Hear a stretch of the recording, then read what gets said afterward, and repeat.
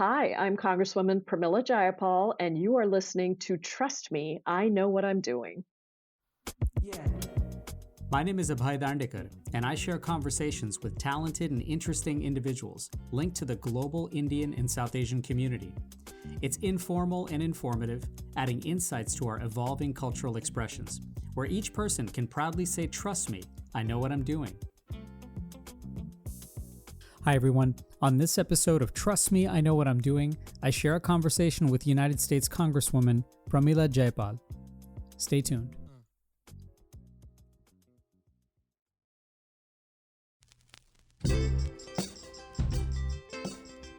As always, thank you for listening to the show and for rating and kindly reviewing and following on those socials. It's very much appreciated, and I'm so grateful.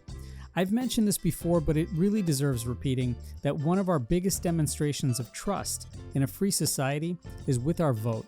So with general elections coming up in 2024 in both the US and in India, exercising your power through organizing, openly discussing, exchanging ideas respectfully, learning, and ultimately voting are all privileges and imperatives.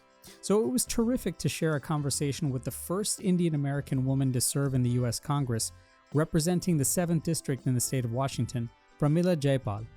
Pramila was born in India and emigrated here when she was just a teenager to go to college and then get her graduate degree. She spent 20 years working internationally and domestically in global public health and development, and as an award-winning national advocate for women's, immigrant, civil, and human rights. Pramila entered life as an elected official as a Washington state senator representing much of Seattle in 2015, and then 2 years later, she was elected to the U.S. House of Representatives and has served as one of the few naturalized citizens in Congress. Pramila has been an active leader serving on the Judiciary and Education and Workforce committees. Her signature has been advocating to bridge inequities and support vulnerable communities, working for fair wages, broader healthcare access, climate justice, LGBTQ equality, and improved housing. Pramila has also notably been the chair of the Congressional Progressive Caucus, which represents nearly 50% of the entire Democratic caucus in the House. And she's known for sharing her views boldly and fighting for her values. Now, I learned more about her work last fall when I was spreading the word about the Save Our Hearts campaign to support the South Asian Heart Health and Research Act, which she introduced last year. And so we were able to catch up and talk about a broad range of things, actually right after the Super Bowl, where we both shared that ironically neither the anxiety of a close game nor eating nachos were really helping either of our hearts. But I also wanted to know if viewing the Super Bowl, an incredibly American display of consumerism and excess, was at all challenging, given the backdrop of deep struggles of so many in the community who represent issues that she cares so deeply about. Yeah, I think I'm not a huge sports person. I have learned to kind of embrace pieces of it, and so it doesn't impinge on my consciousness so much. I have come to really love the Seattle hockey, ice hockey, the Kraken, and I love our women in sports, and I particularly love soccer because I grew up in other parts of the world where soccer was much more the game of choice. So I don't necessarily think about the connection all the time, though I think you're raising some good points. I just think that at the end of the day, people are looking for ways to feel good. And a lot of these things are at least nominally making people feel good. Now, what it's doing for my heart, I think eating nachos is probably not the best thing for my heart, but it was a really fun thing to do. And it's sort of like people think about the Super Bowl in that way. I think the ads make me very uncomfortable because the enormous amount of money that goes into television advertising, if you were just to take all of that money and actually put it into housing and healthcare and all these other things, we would have a very different country. And I think that's always something that just it's the largesse of it in a way is difficult for me to process as much as I might enjoy the ad for whatever the 30 seconds is or 15 seconds that it's up there. So I think that is a big part of the problem with how much money drives things in the United States, but it doesn't drive happiness, as you and I know, and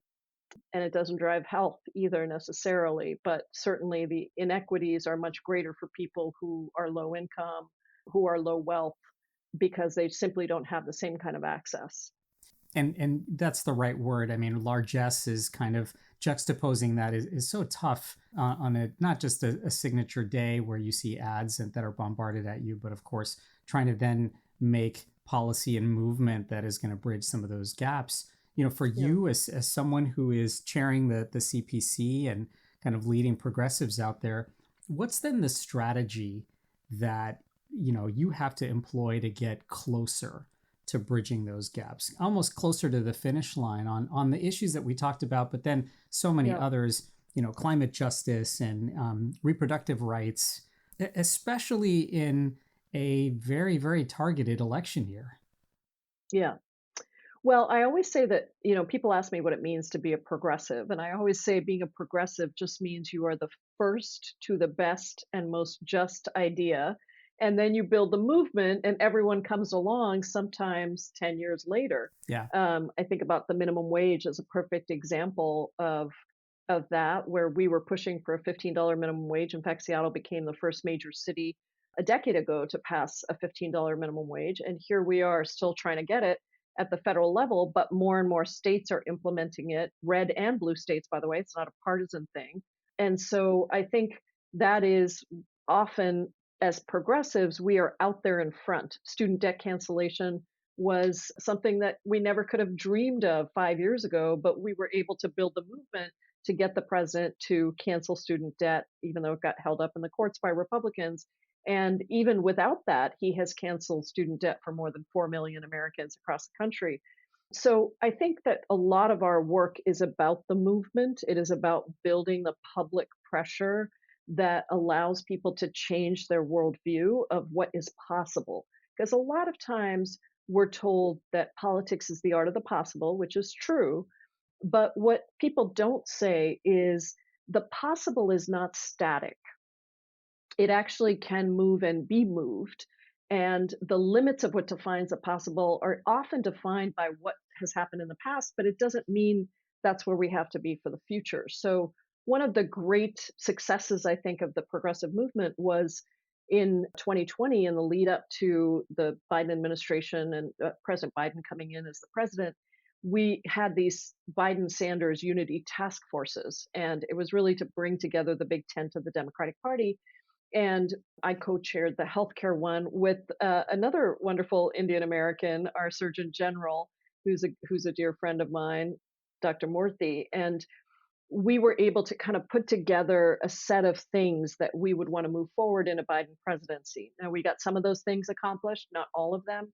But I think that agenda that the president came in with was a very progressive agenda.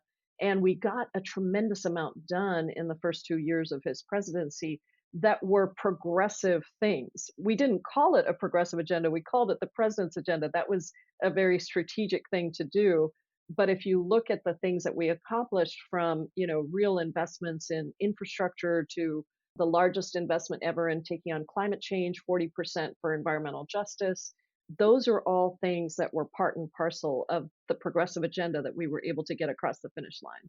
You mentioned the politics of what's possible. For you so far in your congressional career, has that target of what's possible had to evolve and change, especially with thinking of, what informs you on a daily, monthly, yearly basis? Yeah. Yeah, there's no question. I mean, the difference between being on the outside and being on the inside is that we have to press a button, multiple times a day to vote yes or no. And so we have to make a judgment about whether this is the best we can get.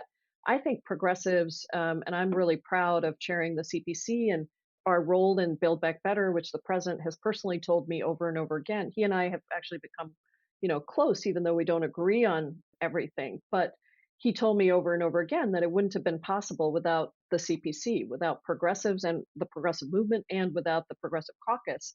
Because at the end of the day, we are interested in governing.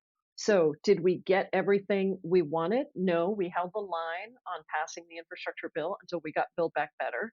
We passed the infrastructure bill. And then, even though we didn't get Build Back Better, it became the basis of the Inflation Reduction Act, which never would have happened had we not insisted on holding the line in the first place. So, I think, yes, we have to think about what's possible, and it is a judgment call. So that's, I think, sometimes the challenge is people think if you can hold out longer, maybe you could get more. And there is a moment where you have to decide if that's all you can get or if you can get more, and what the best strategy is to try to get as much as you can. It's funny. I think back to when I first started practicing as a pediatrician and those first days compared to now, like the battles I want to pick with folks versus Yes. the things that I am able to accomplish. Do you remember your very first day in Congress, and especially Oh, reflecting very back? clearly. Yeah, what was that first day like? Especially in thinking to what your career has been so far. Do you remember what was Yeah. maybe the biggest surprise from that first day? I don't know about surprise, but I was absolutely awed walking into the place and realizing the history that I was walking into. Yeah, The first and still only South Asian American woman to be elected to the House. Still one of only 100 women of color that have ever served in Congress since the founding of our country. right. Still only one of just 2 dozen naturalized citizens. At the time it was a dozen. Today it's about 2 dozen naturalized citizens to serve in Congress at this time. And so I think I have always been awed by the opportunity and the responsibility, both. And I think that if you aren't anymore, it's probably time for you to leave, whether or not you do. Right. But I still feel that way. Yeah. I think that part of the reason I work so hard is because I realize that it's not just for me, it's all the people that come after me. I have to do a really great job, both so that we can deliver policy to make lives better for millions of people, and so that other people are going to have a chance to do what I'm doing, and we can really diversify Congress and make it a place that reflects democracy at its highest ideal, which is the full participation and representation of everyone. Yeah, it's staggering how much has happened and also how far we still have to go. You're listening to Trust Me, I Know What I'm Doing. After a quick break, let's come back to our conversation with Congresswoman Pramila Jayapal. Stay tuned. Conversation. It's the antidote to apathy and the catalyst for relationships. I'm Abhay Dandekar, and I share conversations with global Indians and South Asians, so everyone can say, trust me, I know what I'm doing. New episodes weekly, wherever you listen to your podcasts.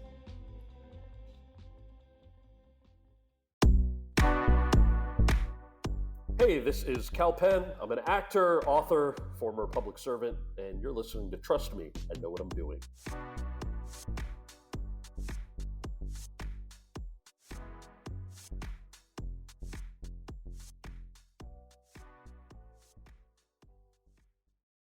Hello, everyone. My name is Tam France. Hi, I'm Congressman Ro Khanna. Hi, my name is Richa Morjani, and you're listening to Trust Me, I Know What I'm Doing with Abhay Dandekar. Welcome back to Trust Me, I Know What I'm Doing. Let's rejoin our conversation now with Congresswoman Pramila Jayapal.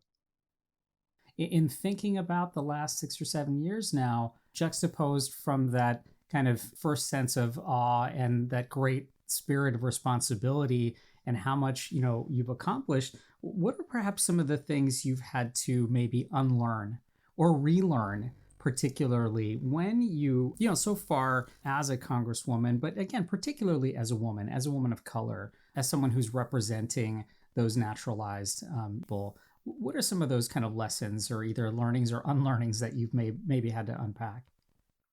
I think, some of the learnings are I used to have a woman of color legislative aide in the state Senate. And she would sometimes say, God, my prayer in the morning is, God grant me the confidence of a mediocre white man.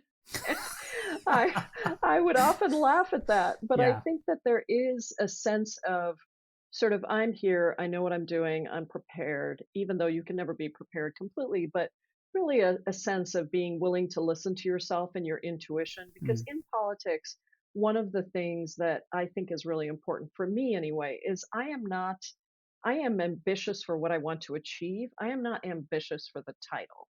Yeah. The title allows me to do other things, but I tell a lot of people that I mentor, that they should think about what they want to do, not who they want to be, because you can have any title you want. I could have lots of titles, but at the end of the day, it's how do you use the power that you have? And in fact, that's the book I wrote, is use the power you have.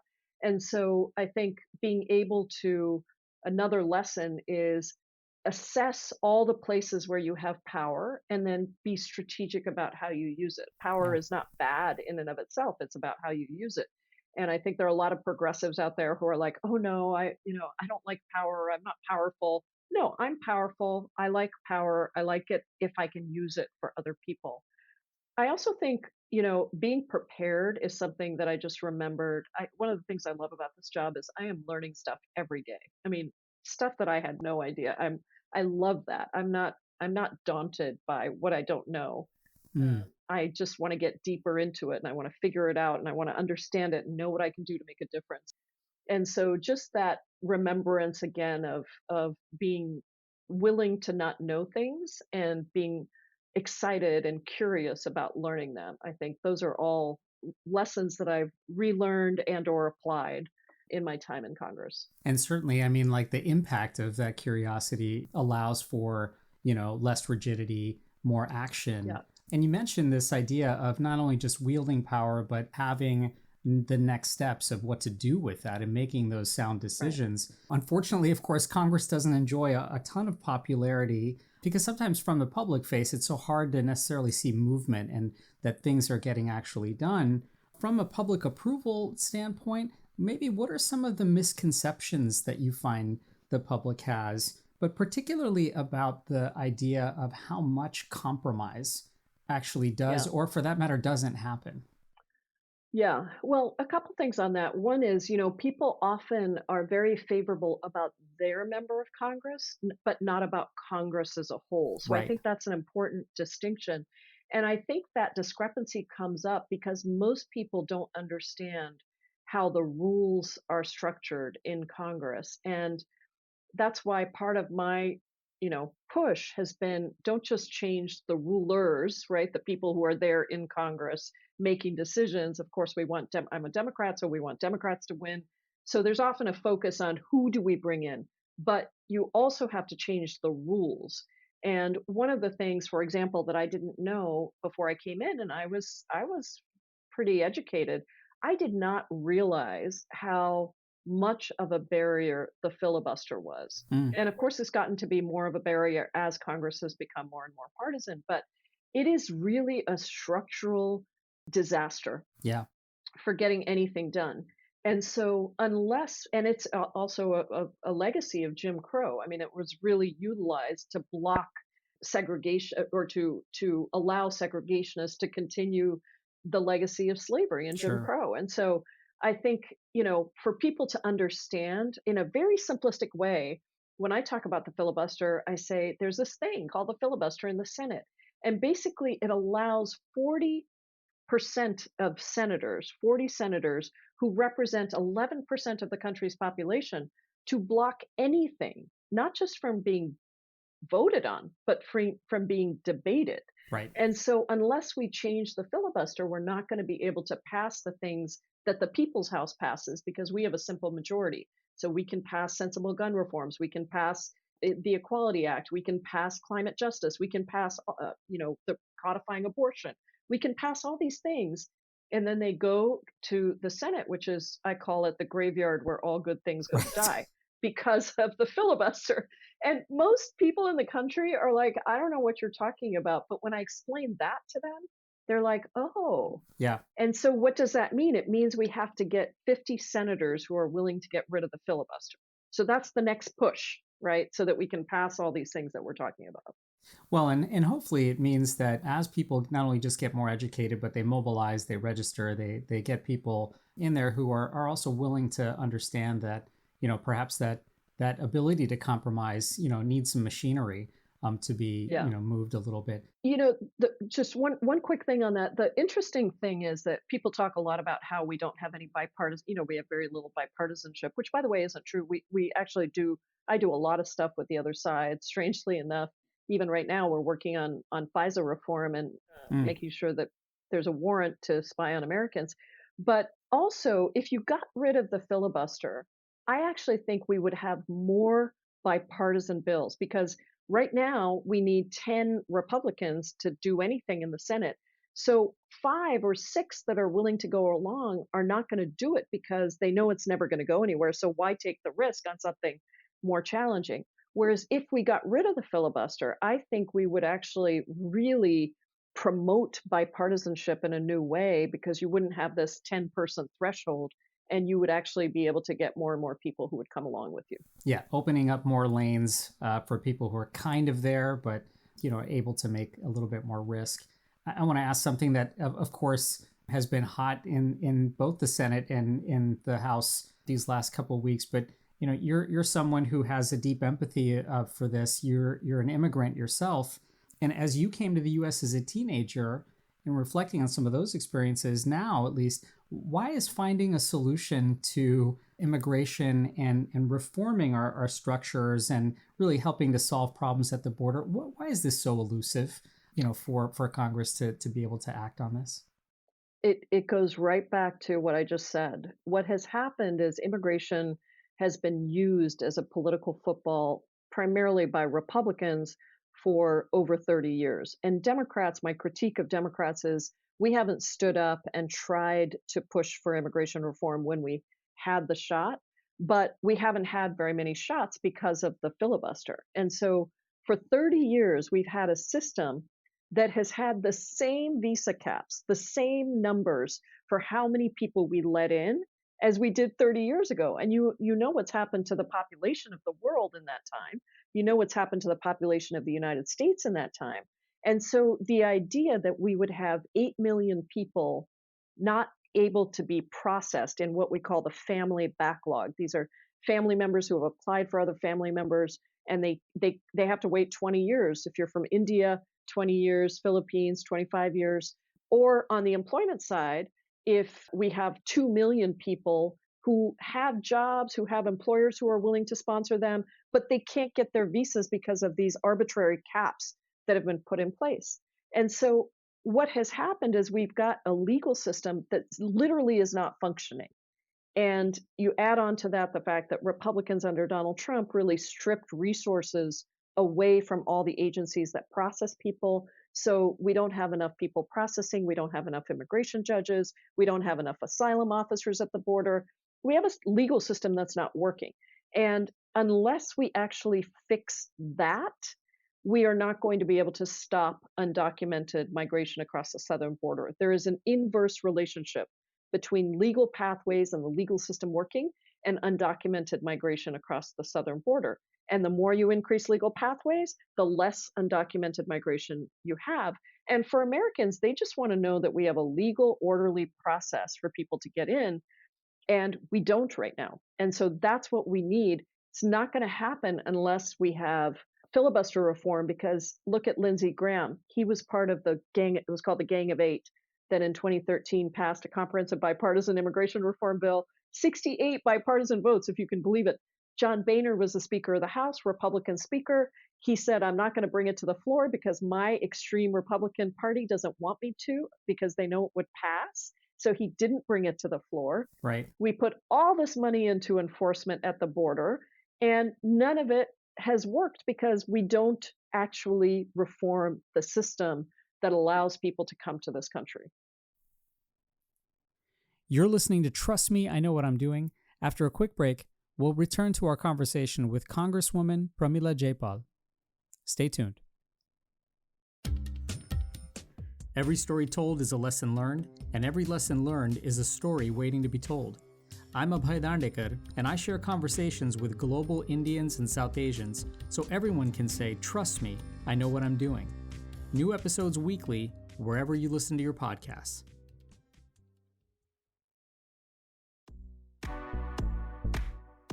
Hi, I'm Lily Singh, and you're listening to Trust Me, I Know What I'm Doing.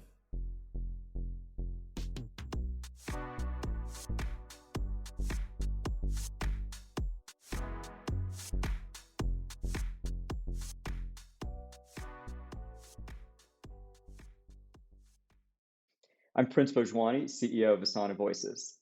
I'm Sarah Shaw, the Director of Policy and Community Engagement with Indian American Impact. I'm Anika Sharma. I'm the founder and co-host of That Desi Spark, and you're listening to Trust Me, I Know What I'm Doing.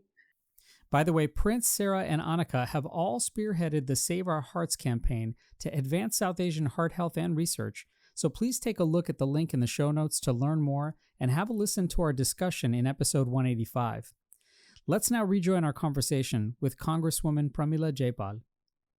You mentioned more lanes opening up, and, certainly that sort of clears it. I look at it as, pretty simple traffic jams that are out there, but Correct. at the same time, having the political will to do so. Political will definitely is something that you gain as you take more risks and you're understanding where, your roles lie and where the strategy is. But particularly, you mentioned, of course, you are the first, Indian American Congresswoman, but what does actually being the first Indian American Congresswoman mean in 2024 compared to when you first entered Congress? Has there been an evolution of what that means to you, what it perhaps means to the growing and evolving and changing community of not just Indian Americans, but South Asian Americans, Asian Americans, Pacific Islanders, the coalitions that we build in some ways? Yeah. I think that I don't necessarily think it's changed, but I think that the Indian American community is growing and is complex. It isn't monochromal, Right. it's monochromatic. It is really very complex, and I think that the growing power of India as a country and the relationship between the United States and India means that things are quite different today than they were even a decade ago, and the expectations of Indian Americans is quite different today. I have always believed that we have more work to do in our own community to teach people what it means to build coalition and how to organize. We're very good at going and standing in a picture and, being involved politically in that way. But what does it mean to actually have an agenda for the Indian American community and push that agenda, but to do it in partnership with other communities that have had agendas for much longer than we do, than we have had. And so that I think is something that I've been continuing to try to work with our community on. I think what gives me a lot of hope is the young generation of Indian Americans who largely grew up here in this country or came here when they were very young. And they are much more integrated in their thinking about coalition building, about organizing, even about progressive politics. And so I've been engaging a lot with that community because my values are consistent, whether you like them or not. They're very consistent. I've always been a champion for human rights. I've always been a champion for progressive policies. I am not afraid to criticize my own government, even when I have a close relationship with the president. And I'm not afraid to criticize my birth country government. By the way, where my parents still live. I've never lived on the same continent as my parents since I was 16. Yeah. And so I'm very tied to India. I have a deep love of India in a way that's very different from others. But I also have, a very developed sense of what I'm fighting for and what's right and wrong. And I think that for a lot of Indian Americans, they're still developing some of those political sensibilities about where they stand, and still kind of we're trying to put together the coalition around things like the heart health bill or other policies that would help Indian Americans here at home. You mentioned that this kind of grapple that people deal with, the tugs in so many different areas, and there's, like you mentioned, it's not monochromatic. There's a lot of multiplicity out there, and building coalitions and organizing is so important. So in a way, it does speak back, or at least beg the question of being an Indian, being of South Asian origin, being with, having a community that has so many multiplicities there. How have you felt this impacts? I mean, you can only speak for yourself personally, but how do you think it impacts your patriotism as an American? Does it additive because of all these multiplicities and because of what it brings to the community, to that patriotism, but particularly, especially in a global community that just continues to grow closer, connected every day, and also gets more complex every day too? I absolutely think it adds to my patriotism. I have great pride in being able to bring all of my experiences being born in India, growing up all over Asia, working all over Latin America. I think that is exactly what we need to develop the kind of global policies and global multilateral coalitions that we need on everything from peace and security to domestic policies, frankly. And so I see it as a huge plus. Of course, we get a lot of hate from people, and when they don't like us, they say, "Go back to your own country." Now, I've lived here. I'm 58 years old, and I've lived here since I was 16. So Right. this is my country. Yeah. But I do get that, and I know there's been a lot of anti-Asian hate, and South Asians, have been a part of that, targeted as part of that. But I do think it's an exciting time for a lot of us who have lived in other parts of the world, do have a sense of what other cultures are, and are able to bring that wisdom here into the jobs that we have. And I also think that Americans overall are very loving, giving people in general. And if you look at the polling over immigration, despite the xenophobia and the rhetoric on the other side targeting immigrants, the American people generally are in favor of immigration. They want it to be orderly, they don't like the chaos, but they do believe that immigrants are good for this country, and they do have some connection to their own immigration story, even if they feel like that was a really different story. And people will sometimes say to me, "Well, why don't we go back and do it the way we did it at Ellis Island when my Right. grandparents came in?" Right. And I'm like, "Great, Yeah. let's do that," because actually there were no requirements. That back might then. actually establish some more order, right?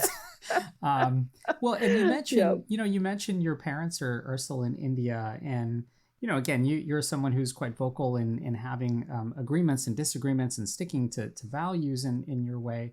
But for two economic and strategic partners in India and the United States, whose relationship continues to evolve and deal with the complexities, what are you optimistic about when it comes to the shared futures of these two democracies? I'm so optimistic about the contributions that each country brings. I mean, I think India is phenomenal, just as I think the United States is phenomenal, for all my critiques of both.